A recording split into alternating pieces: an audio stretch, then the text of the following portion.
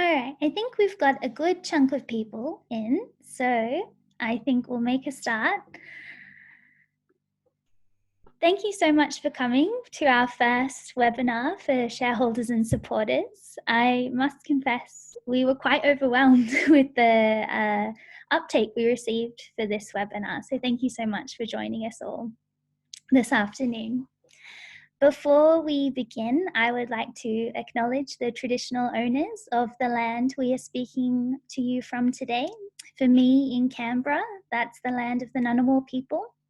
And for Brynn in Sydney, that's the Gadigal people. I'd like to pay my respect to their elders past, present and future, and to their continuing relation to their ancestral lands. This always was and always will be Aboriginal land. My name is Emma, and I am the head of shareholder engagement at the ACCR. And what that means is that I have what I consider to be the rewarding task of helping shareholders make use of their ownership powers to influence company behaviour. And our other speaker tonight is the ACCR's Executive Director Brynn O'Brien. And she has the no less rewarding, but rather more combative job of engaging with those companies to drive that change. So those are the two things that we'll be talking to you about. The webinar itself will be split into two parts. In the first section, Brynn will speak to you about the ACCR and what we do. And she's going to take you inside a few of our recent successful engagements with large listed companies. And then in the second half of the webinar, I'll take you through the practicalities of using your power as a shareholder to support that work. I know we have a few existing shareholders on the line, which is wonderful. I'm really excited to have you here. I've been in contact with some of you for many years now. So we've split the webinar into these two parts to make it possible for you to jump off if you'd like to. So if you're already signed up, or if this is something that you already know a lot about, feel free to jump off after Brynn speaks. Likewise, if you're new to our work and if you hear Brynn describe it and you don't feel like it's for you, again, feel free to jump off, although selfishly, I would like you to stay on for my part as well. I promise to be engaging. We'll also have opportunities for you to ask questions. After Brynn's session, you can ask questions about the nature of our work and how we do it. And then after my session as well, you can ask questions about how you might support our work as a shareholder. We've got the lovely Ruby behind the scenes here who will be looking at your questions. So if you think of anything you'd like to ask during the webinar, there's a little Q&A box that you should see on your screen. Just type your questions in there and then Ruby will be there looking after them. And we'll try and answer as many questions as we can during the webinar, but if there's any that we don't manage to get to, we'll hopefully be able to email you afterwards. And now also, before I hand over to Brynn, I just wanted to say that this is our first webinar, so we may have, we've done a practice run, but we may have some technical issues. So please be patient with us. So I will now hand over to Brynn. Brynn, if you want to introduce yourself properly and then take us through the ACCR and what we do. Great. Thanks so much, Emma, and thanks everyone for joining. As Emma said, I'm the Executive Director of ACCR. Just a little bit of background about us. We've been around since about, as an institution, since about 2012, 2013. The base of our work is in producing research about the behaviour of listed companies in Australia and sometimes foreign listed companies that have adverse impacts in Australia. And then taking those pieces of research and going and speaking to companies about improving their performance over the long term. So we cover environmental, social and governance issues. Our primary streams of work are climate and environment, and that'll probably be a bit of a focus of our discussion tonight, as well as workers' rights and a human rights stream as well. So I I should also say we're philanthropically funded. We have partnerships with a whole heap of organisations from civil society across all of those work streams. And we really see part of our role as opening up space for more robust, inclusive conversations about corporate governance and corporate behaviour to occur with listed companies.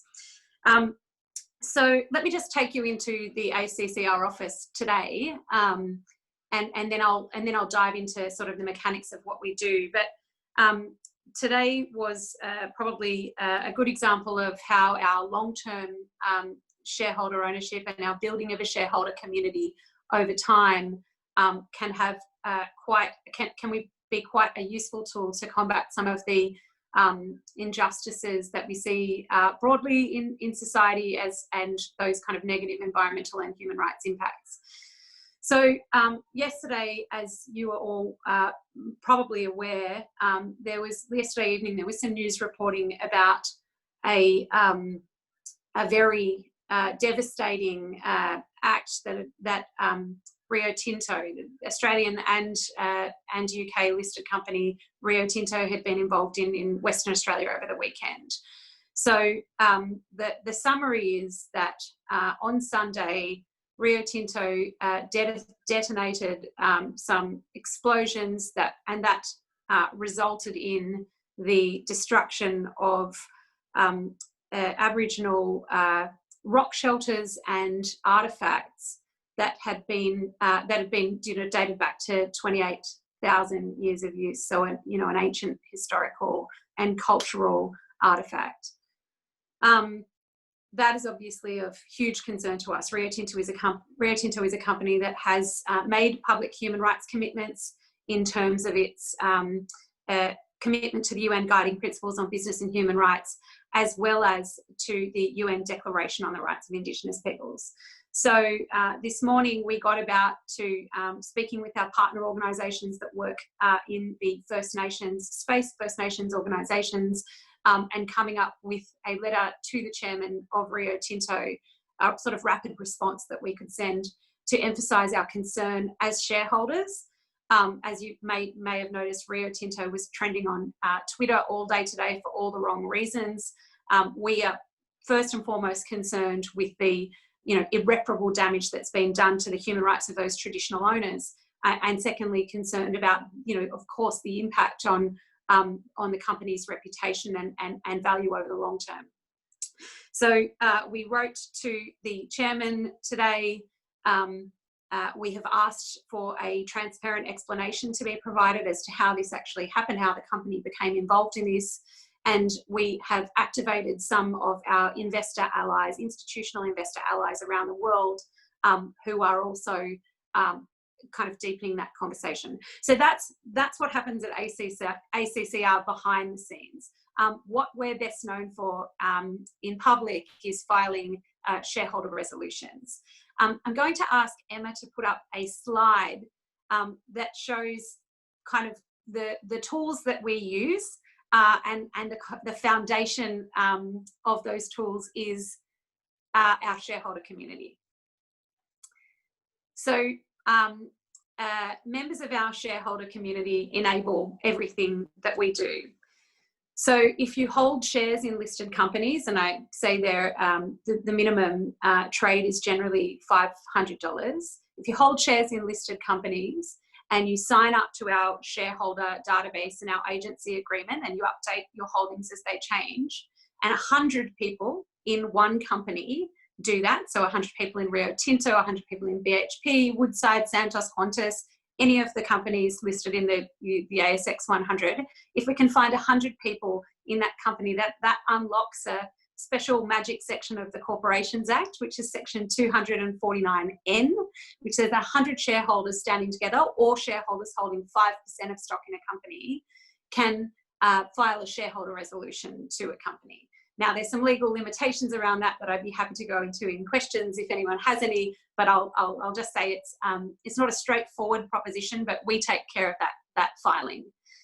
But having the possibility of doing that unlocks everything in that third column. So we can use that 100-person collective to support our partners, like the First Nations organisations that we worked with today, mobilising the investment sector, as we again did today. I've seen emails kind of flying around from Japan and Scandinavia to Rio Tinto this afternoon.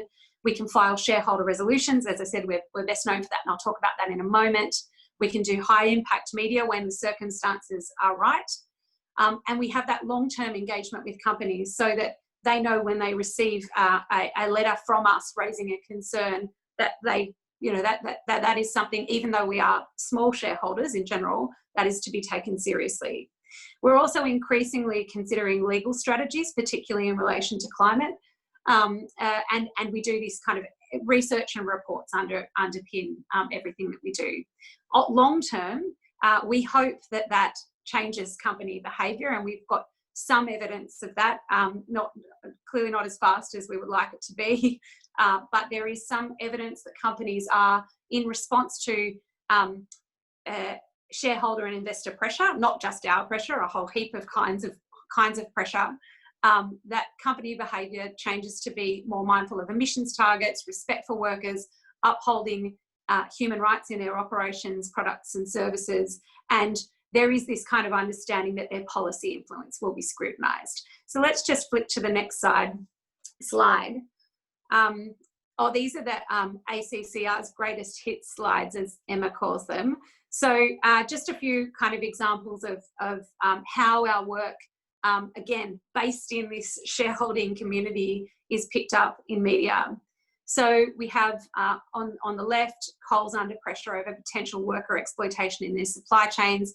That's about a long engagement that our workers' rights stream has had with our major fresh food retailers, both Woolworths and Coles, in relation to the endemic exploitation on farms across this country.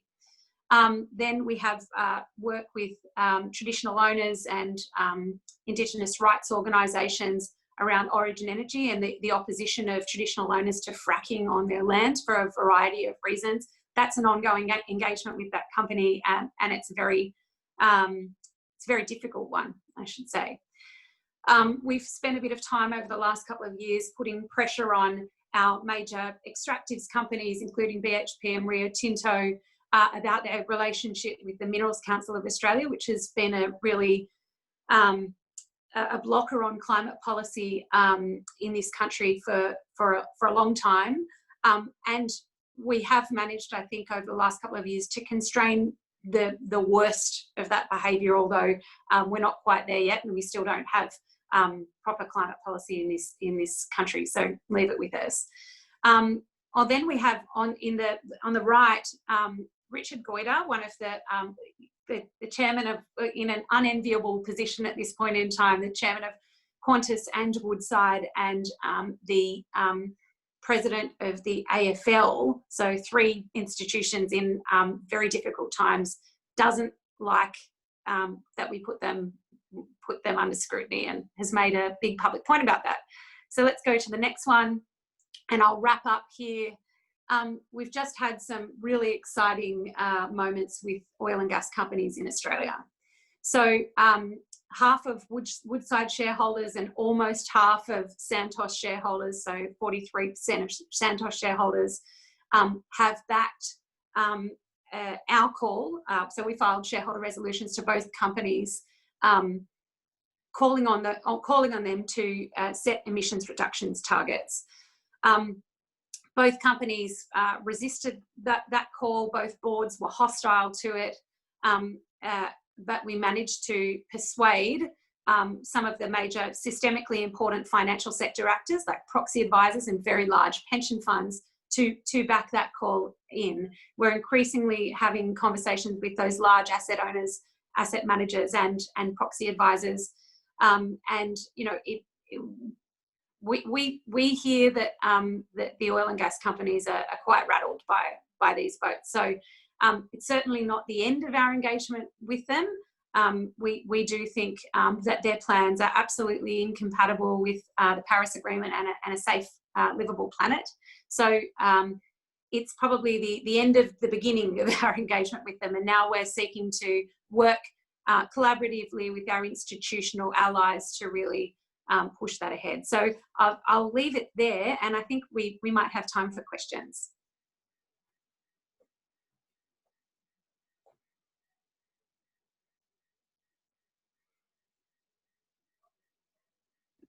Okay, thank you so much, Brynn. I'll just see what questions we have, if any, for you.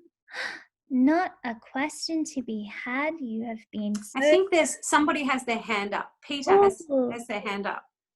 Peter, let me see. Peter, would you be able to, if possible, put a question in the question box? Actually, Peter, you asked us a question in advance. I do recall. Let me open your question in advance. And if you can, Peter, if you can remember, while I look for your question, which is not fun listening for everybody, I will just open my email and find your questions. Peter did ask some very good questions in advance. I can see in the chat, so there's one question from Adam, which is what have been the most influential campaigns that we've run? And then there's another question about the priority companies. So I'll take those two while you're looking for the other question.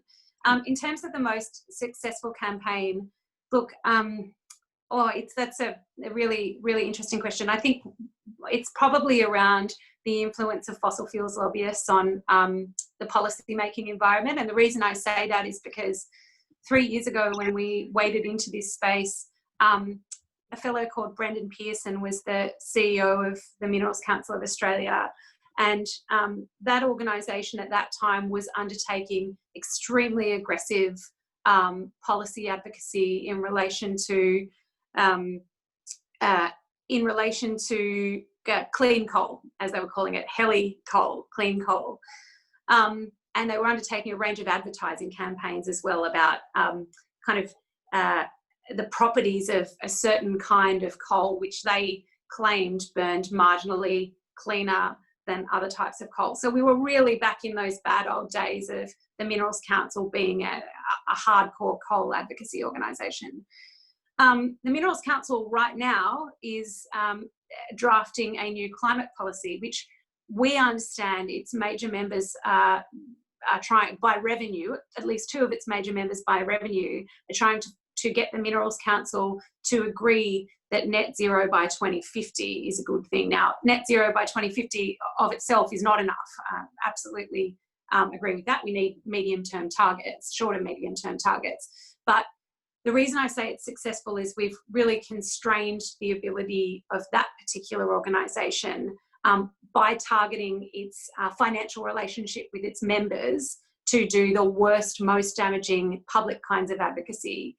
I'd also say that's successful because off the back of those engagements, we've developed our relationships very much with institutional investors overseas. So we have a really strong constituency in Europe in particular.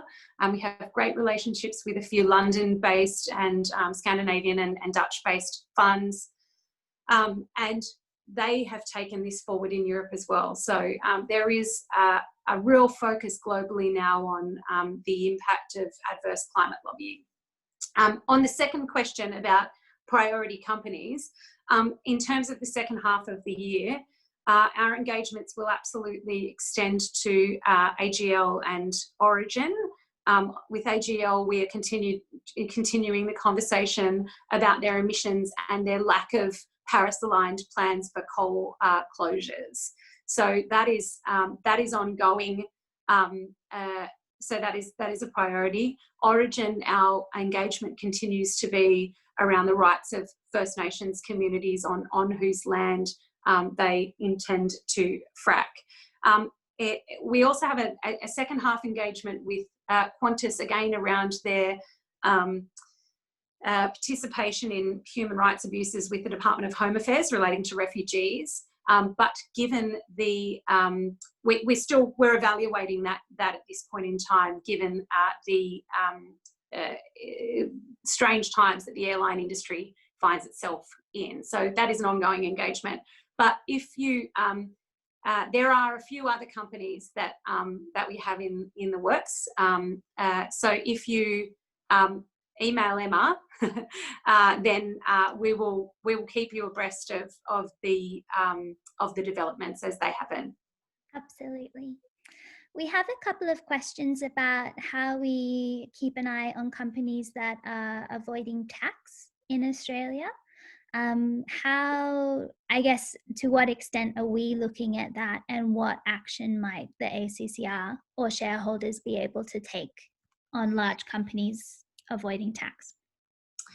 Yeah, so another great question, and goes to the long-term social license and shareholder value considerations around the society in which companies operate. We don't have a dedicated work stream on tax at this point in time, I should say, but it is a topic of conversation that comes up very regularly. Our main engagement around tax is actually in relation to, again, the lobby groups that push for policy reform. So it's not so much in relation to tax avoidance, but we'd be really happy to hear ideas from our community about how we build more programs about that. And it is something that we think about a fair bit. So we're attacking it from the lobbyist angle at the moment, but we haven't yet put up tax avoidance scrutiny resolutions to companies at this point. We have a question from Heather, and she says, I'm on a board for a local philanthropic organisation. We currently work with an institutional investor and invest in Woodside and Rio Tinto. What action can we take as a board to make our concerns known? Would we be able to get support from you? So what can, I guess, other local philanthropic organisations and boards do? Great question. So we'd be happy to have a conversation with you, essentially, and kind of bring you into our strategy with those companies. One of the things that you can do if you're not already a member of our co-filing group is to sign up, and then you become part of that engagement.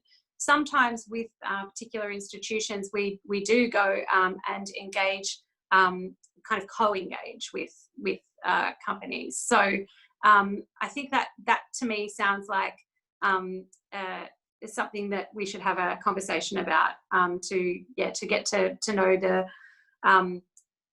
different kinds of organisations can bring different kinds of power to a conversation. So, for example, philanthropic organisations can often have particular moral authority with boards and in media. So I think that it should be something that we could explore. I think we've got time for one more, and thank you to everyone who did put in questions. Ruby will note them down and we'll try and answer them separately after this as well. But this is something that we get asked quite often, and thank you, Peter, for finding your questions and putting them in the box. How do we get the superannuation funds that hold large amounts of shares in companies to follow the same objectives that we have as an organisation? So that is what we spend most of our time doing. So when we come up with a research report and then an engagement plan, we go and engage with a company and work out where they are at. Then we spend a lot of time talking to the Australian superannuation sector, as well as as our global institutional investor allies. So we talk to everyone from the Church of England Pensions Board all the way through to BlackRock, the world's largest asset manager, and Norway's sovereign wealth fund. So there are a few different strategies that we use to change the behaviour, or to bend their behaviour towards the objectives that we are seeking to achieve. One of those is those kind of conversations where we put up our proposal and do advocacy. So a lot of my job is persuasion. So persuading investors that, based on the policy positions that they have disclosed to their constituency, they should be voting in favour of the resolutions that we put up. Another way is to try to persuade proxy advisors. So these are advisory firms that advise institutional investors on how they should vote on a shareholder resolution, or the election or re-election of a director, for example. So we have long conversations with those institutions and seek to influence them over time. I should say the Woodside and Santos large votes were, we could put those down to the fact that we managed to persuade the 3 systemically important proxy advisors to recommend in favour of those resolutions. The other way, though, that we seek to change the behaviour of institutional investors, and particularly superannuation funds in Australia, is to scrutinise their voting performance and their voting behaviour. So we've got a new report coming out in a couple of weeks, which examines the voting records over the last 3 years on about 800 resolutions on environmental, social and governance issues in Australia and around the world. It examines the behaviour of Australia's largest 50 superannuation funds. Now, they don't like that very much.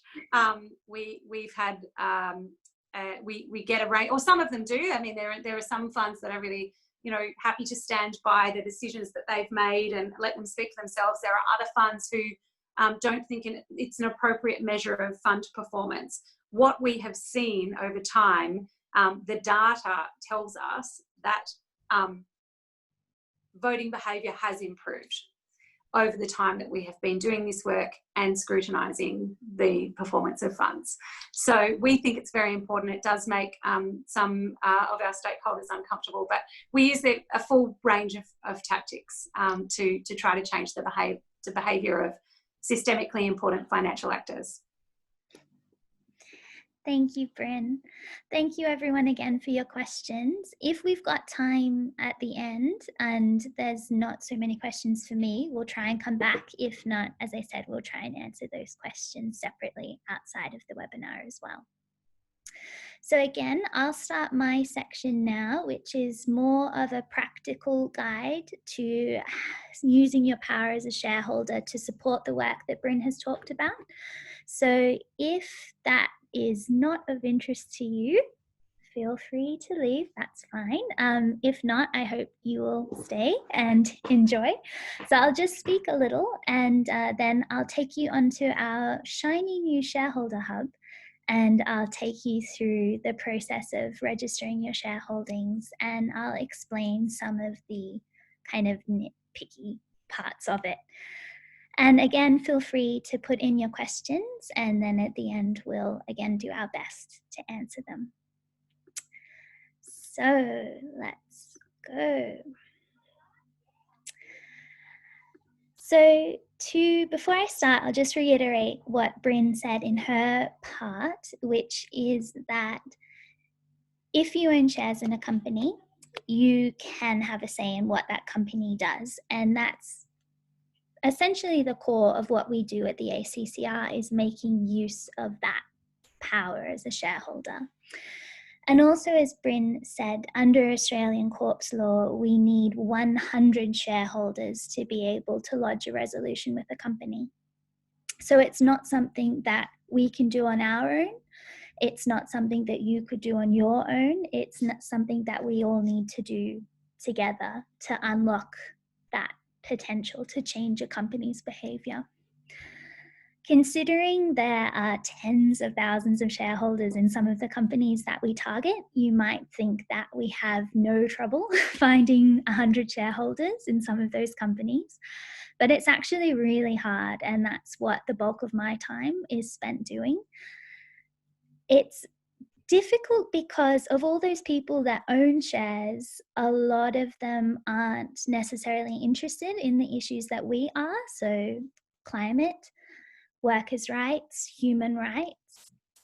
And then a lot of the people who are passionate about those issues don't necessarily own the shares in the companies that we're targeting, because they're the often big, bad, nasty companies that they've probably never owned shares in or have divested from.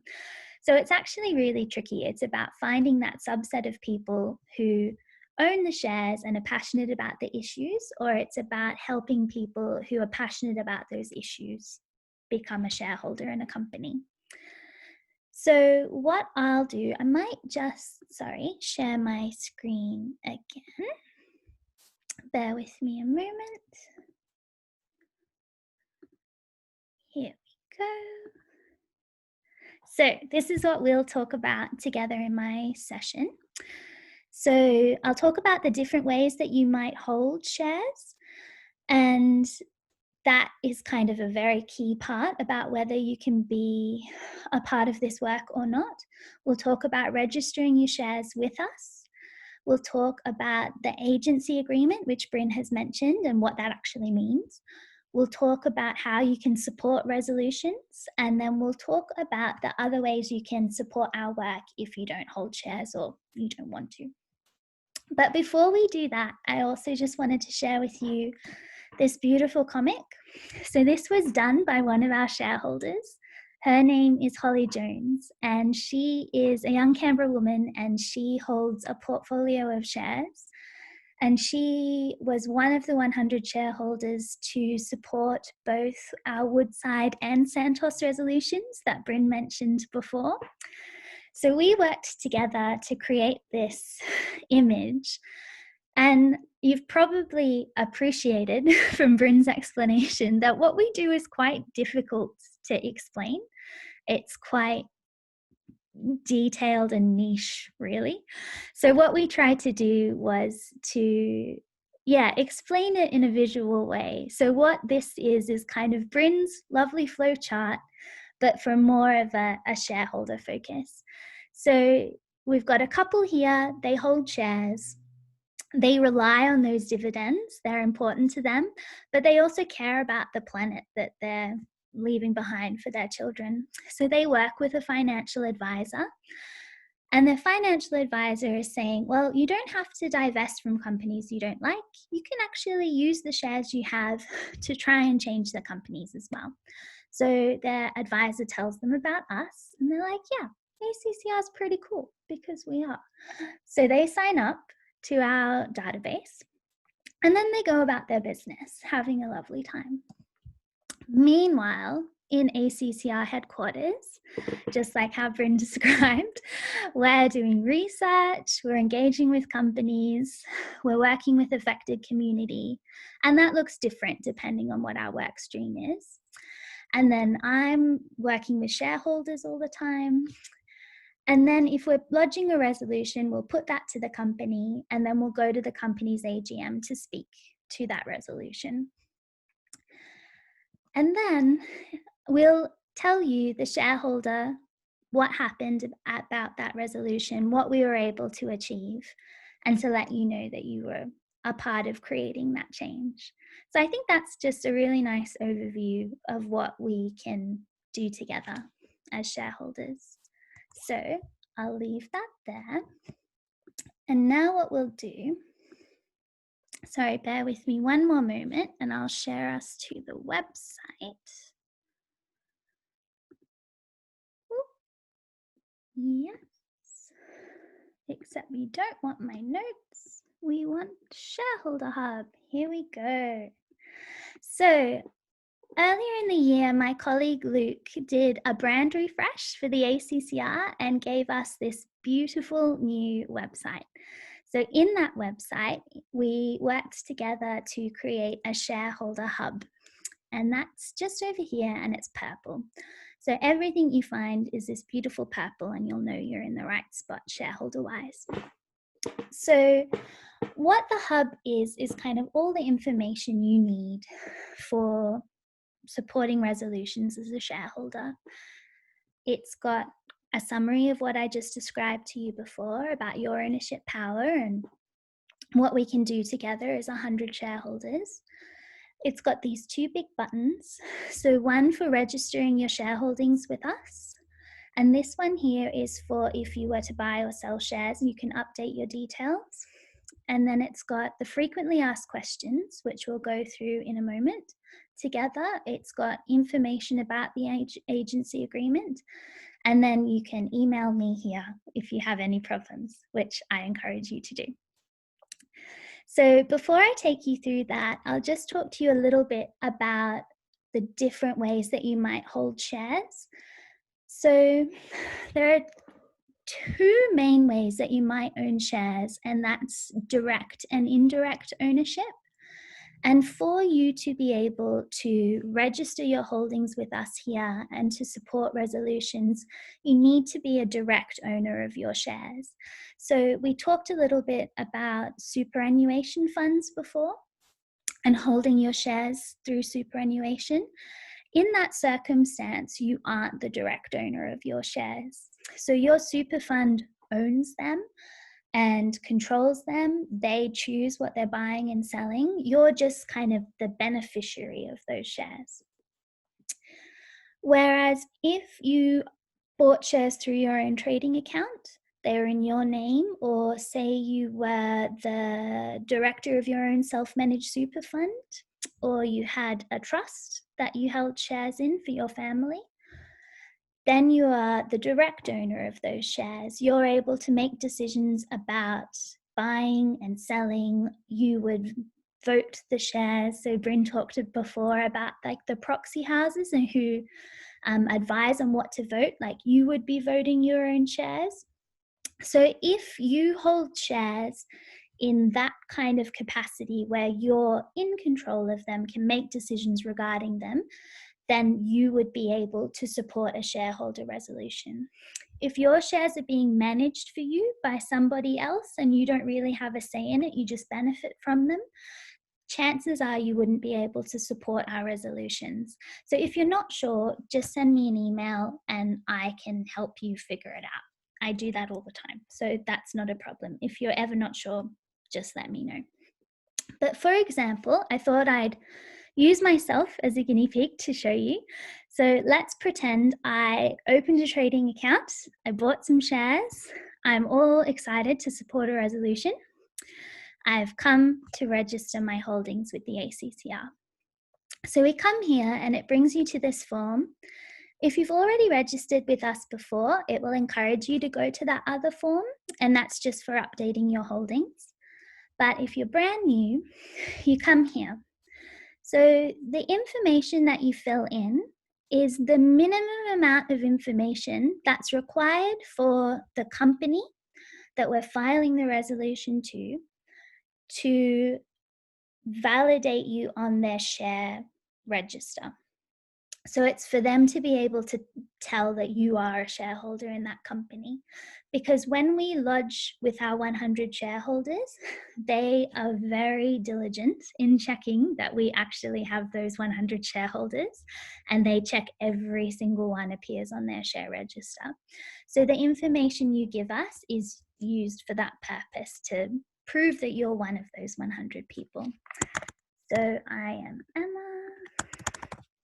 Batchelor. The next part is your shareholding name, and this can be different than your normal name.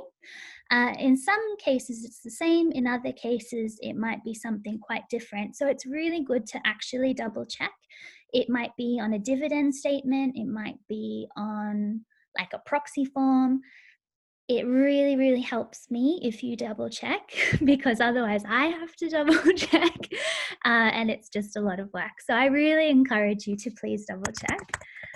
I'm just going to say that mine is my full name. I'll just put my work address. Bear with me. So the address you would put down is the address that's associated with your shareholding. Again, don't put your residential address unless that is the address associated with your shareholding, but just always think of it as the details associated with your shareholding. My work email. Now this is the only other tricky one, and it's the last 3 digits of your HIN or SRN, and that is your shareholder identification number. It's unique to you and it's sensitive information, so we don't need the whole number. Again, it's just for you to make sure that you've really got these shares and that your shareholding's up to date. So I'm just going to pretend mine's 111. It helps also if you tell us how you found out about us, so please fill that out. I'm going to say social media today. So once you've filled everything out, you'll come through and then you can tell us what shares you hold. So you won't find every single share on the ASX here. Sometimes you might have shares that aren't on this list. If that's the case, you're welcome to send me an email and tell me what other shares you've got, and I'll add them as a note. But we've put down the companies that we're most likely to engage with. So if, let's say I've got AGL, I'll say I've got Fairfax, and I'll say I've got Qantas. So that's what I've got. Now, this is the part I really want to talk to you about. So here we say appoint ACCR as your agent. What that means is that the agency agreement is kind of like a very weak power of attorney. It only allows us to file the paperwork necessary to lodge the resolution on your behalf. So as we've said lots and lots of times, we need 100 people to be able to support a resolution. And what we do is kind of facilitate those 100 people coming together, and we do all the paperworky, boring stuff on your behalf. So in you giving those details, what making me your agent does is allows me to prepare that paperwork and give it to the company on your behalf. So you can click on this and it will tell you the terms of the agency agreement. So it's all very legalese. You're very welcome to have your own advice on it if you don't feel comfortable with it. But really, yeah, the only thing it allows us to do is to lodge it on your behalf. So if you're comfortable with that, you tick that box and you say, I am not a robot, and you submit. And what that does is it sends to our very, very secure database that information. And then what happens is if we were to lodge a resolution with any of those companies, I'll just come back to the website. So this is the front page of our beautiful new website. So we'll go back to the Shareholder Hub. If I was then to lodge a resolution, say to Qantas, which was one of the shares that I just picked then, I would then send an email to all of our Qantas shareholders, giving them information about that particular resolution. So as Brynn described before, we've had a long-term engagement with Qantas. Those resolutions have been about forced deportations. I would give you information about that resolution, and I'd give you the chance to say whether or not you wanted to support it or not. So even though you've registered your shareholdings with us, you still have the option to decide on a case-by-case basis what resolutions in particular you would or would not like to support. In general, people who sign up, they support the work in principle, and they do support all of the resolutions for which they've told us they have shares for. But it's completely up to you and you don't have to. So again, if you want to update your holdings, you can do that here. Lots of people are buying, selling shares all the time, or their account is managed by a financial advisor who's buying or selling their shares. Just let us know and you can update that there, or you can email me and I can do it for you. The other thing I wanted to show you, I'm running out of time, I'll be quick, is the frequently asked questions page. So this is really handy and it's got lots of information. As I said, a lot of what we do is a bit technical and there's a lot of the same questions that I get asked all the time. So I've tried to compile them into this nice FAQs. So there's questions about the agency agreement itself, which I think we've talked about mostly. The thing I get asked the most is about the agency agreement being like a proxy. So they're two different things. So in registering your shareholdings with us, you are being one of those 100 shareholders that allows a resolution to go to a company. Once that resolution is on the meeting at a company, it's then available to vote by all of the shareholders. You could then also appoint somebody a proxy at the meeting. You could appoint us your proxy, you could appoint anyone else a proxy, or you can vote yourself. So in registering your shareholdings, you're not making us your proxy. They're two separate things. So there's some information about that there. We have information about that registration process.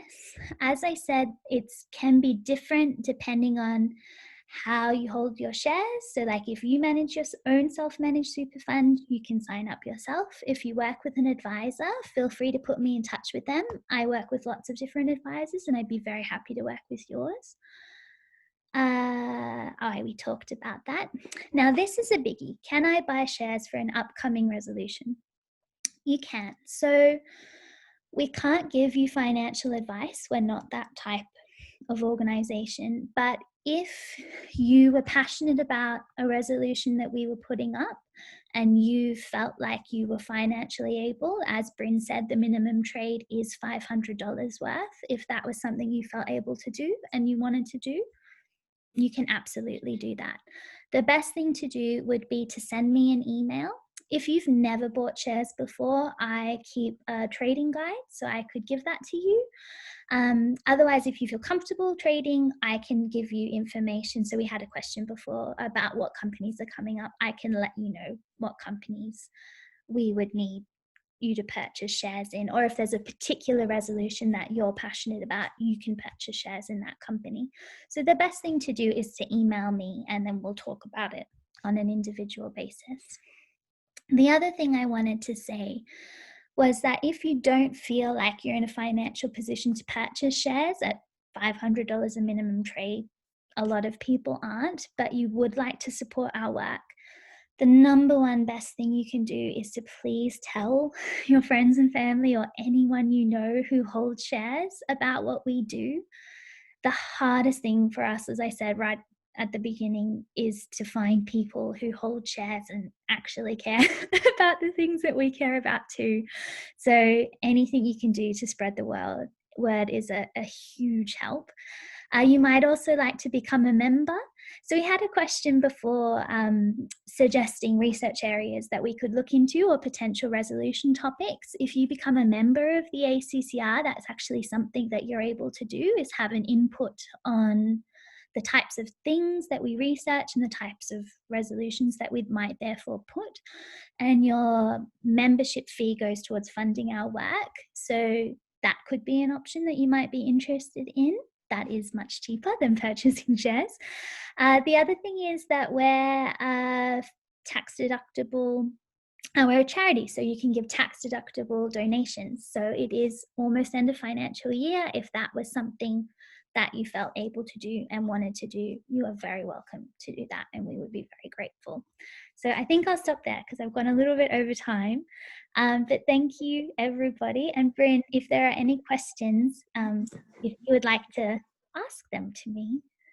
So I just went through, thanks so much, Emma, for that comprehensive rundown on how to join up to our shareholder database. And thanks to everyone who's stuck with us through this. There's been, I think I answered, there were so many questions on the chat and I was just going through and answering them. So if you did post a question, I've tried to answer them, most of them in the text. A couple of the themes were about how to, kind of practical things about how to streamline. So if you've got multiple entities, if you've got a trust and a self-managed super fund and a PAF and you want to register all of those to participate, then what's the best way to do that? And the person who asked the question said that they had a financial advisor. So my recommendation was, if you are in that situation, get in touch with Emma and put Emma in touch with your financial advisor. We do work with financial advisors on trying to make that process as streamlined as possible. So I'm happy to facilitate that. The one thing I'll emphasize though is that for the shareholdings to work as a co-filing shareholder, they need to be directly held. So they need to be held by you or an entity that, that you control rather than a custodian. So that is a bit of a hurdle for some people. For people who only hold through custodians, we've had people set up, small trading accounts in order to be able to undertake that particular function, to avail themselves of that particular right of shareholders. So if anything is unclear, please get in touch, because we've probably had the problem before. Other questions were about threats to corporate democracy. There was a question about what are the threats to corporate democracy and corporate governance right now. We're in a really interesting time. I think that the pandemic has brought both opportunities and threats around corporate democracy. I think on the opportunities side, the fact that a lot of companies have moved, almost all companies have moved to virtual AGMs, has allowed for greater participation of a more diverse group of people in AGMs. And I think that could be really exciting. I'm a bit cynical about it, and I think over time it will be used to try to lock people out of the process, to make it more difficult for people to engage in AGMs. But we've only seen that that hasn't been the majority of AGMs this year. We've actually seen a couple of AGMs that have been really good and quite inclusive. One of the things that I'm afraid that we'll lose, though, if we move fully to virtual AGMs, is one of the things that I think is the most important elements of corporate democracy, which is that once a year, a shareholder who deeply understands an issue at a company can get up on the floor of an AGM and have a one-to-one exchange with the chairman and the board about that. Through those kinds of conversations, we've been able to elicit new commitments from chair people. We have been able to really drill down on instances where we don't think the full truth is being told to shareholders. So I'll give you an example of that. We were able to do this via virtual AGM, actually. A promise that's made by the Australian oil and gas sector often is that Australian gas is actually good for climate change, because it is sold to customers who then use it to displace coal. And our climate director, Dan, asked this question of the Woodside CEO, Peter Coleman, at their AGM last month, and was asked, so you say this, are you able to provide an example of where this has actually happened? And the CEO was not able to provide one. So that's an example of how you can get a kind of unfiltered moment with somebody and unpick some of the marketing claims that companies make. So I'll leave it there. I hope I got all. I think there's just a couple more questions.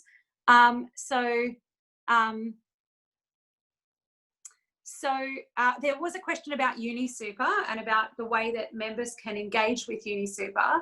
A colleague organisation, a cousin organisation of ACCR called Market Forces is actually running a UniSuper campaign. So I would suggest Jerry, who asked that question, go to the Market Forces website and have a look at it, because they are running that. And then there were some questions about the Adani campaign as well. So feel free, these are probably things that aren't relevant to everyone on the call. So feel free to email us and we can try to address those questions. But we are actively involved, I should say, with organisations across Australian civil society and including the trade union movement. So we have relationships with a whole range of organisations, and we seek to make shareholder strategies where appropriate and where they make sense from a shareholder value perspective over the long term available to other organisations, whether it's a trade union seeking to end worker exploitation on farms, and rising to the level of modern slavery even, or through to a First Nations organisation or an environmental movement organisation. We do try to have a high degree of collaboration, and that's where we think we can really provide value. Excellent. Well, I think we'll leave it there. Thank you so much to everybody who's attended. I've put together a post-webinar email that should go out to you. I think it should come out tomorrow. That's got some information and some links to things. But definitely, if you have any other questions, send me an email. I'm here to help, and I can pass anything on to Brynn as well that you would like. But thank you so much for your time this afternoon. Thanks so much, everyone. Thanks so much for joining us. Thank you.